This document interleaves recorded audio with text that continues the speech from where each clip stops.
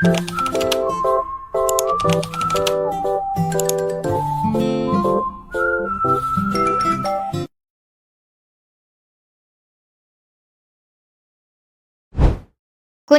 ميناسان، اهلا بيكم في فيديو جديد. كيف حالكم؟ اتمنى تكونوا بخير. طمنونا عن احوالكم كده وسلموا علينا في التعليقات.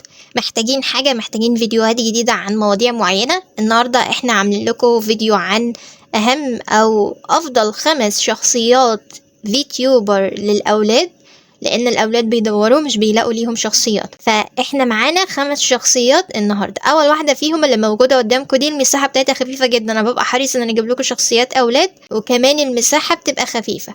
شايفين الفيديو حاليا اللي شغال ده؟ الفيديو ده بيوريك الحركه بتاعه الكاركتر. طبعا شخصيه 2D، يعني تقدر تحملها على برنامج فيتيوب ستوديو، مفيش فيه اي مشكله، سواء عندك بقى على الموبايل او عندك على البي سي. الفيديو بتاعه جميل جدا. طبعا ما تنساش تقرأ التعليقات اللي موجودة على الكاركتر، عشان لو هي ملك حد ما تنساش تقوله ان هي ملكه، هو اللي رسمها، هو اللي حركها وكده. انا بس مجرد استخدامي ليها عادي. لو مش فاهم المكتوب عندك بالياباني ده، ممكن تستخدم الترجمة عشان تترجم انهي جزء بيتكلم على الكاتب اللي عمل او المصمم اللي عمل الكاركتر دي.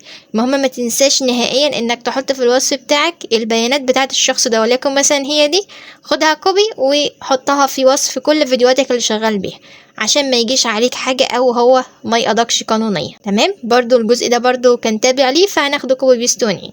دي كده اول كاركتر معانا. خلينا نشوف الكاركتر التانية برضو. ده شخص راجل في منتصف العمر مثلا، سيمبل قوي، يعني تحركاته مش كتير قوي، بس هو خفيف. لو جيت تشوف مساحته هتلاقيه خفيف جدا جدا جدا.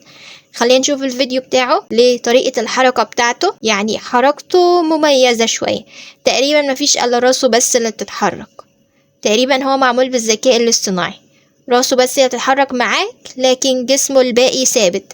ودي حاجة كويسة، يعني لا بأس بيها مقابلة بمساحته، لأن مساحته بسيطة خالص. في ناس أجهزتها ضعيفة وعايزة كاركتر خفيفة، فدي برضو التعليمات الخاصة بيه. ابقى بص عليها، لو فيها اسم الكاتب ياريت انك تحطه في الفيديو بتاعك، او اسم المصمم اللي هو عمل الكاركتر، اللي هو اعتقد هتلاقيه في الجزء اللي فوق. يعني حاول تدور عليه كده وتنسخه اسم الشخص اللي عملها. لو مش فاهم اي حاجة خدها كوبي بيست وترجمها وافهم منها هو ده الشخص الكاتب ولا لا. دي كده الكاركتر رقم 2 معانا. ندخل بعد كده على الكاركتر رقم 3. الكاركتر دي مميزة شوية، الشخصية بتاعتها تحسوها شبه بتاعة العصور الوسطى دول. طبعا شوف المساحة بتاعتها خفيفة جدا جدا جدا. بتعمل رياكشنات، 4 رياكشنات بس، لو هو سعيد، لو هو حزين، ولو هو متضايق شوية. برضو ما تنساش الحاجات بتاعت العناوين اهي هنا موجودة اهي، ممكن تاخدها كوبي على طول وتحطها في الفيديو بتاعك. دي بتاع الشخص المصمم واللي عملها وكده. الكاركتر دي حلوة على فكرة، وأول مرة يعني نعرض عندها في الفيديو بتاعنا.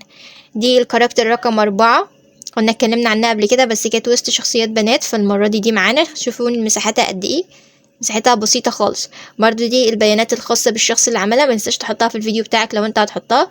كمان في حاجة كمان مميزة بخصوص الشخصية دي برضو البيانات الخاصة بالشخص ده، ما تنساش تاخدها كوبي بيست وتحطها في فيديوهاتك. في حاجة كمان خاصة بالشخصية دي، الشخصية دي اسمها إليوت.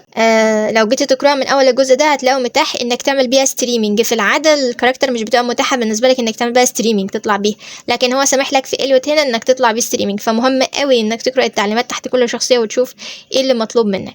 دي الشخصية رقم 5 والأخيرة، وهي شخصية بسيطة عاملة زي ايه، كان في انمي كده اسمه الحب صعب على اوتاكو، كان في شخصيه منهم كانت شبه الشخصيه دي قوي، فعشان كده عجبتني. برضو دي التعليمات بتاعتها، يا ريت انك تنسخها كوبي بيست وتحطها في قلب الفيديو بتاعك، عشان دي الحاجات الخاصه بالايديتور اللي عملها سواء الرسام او اللي حركها.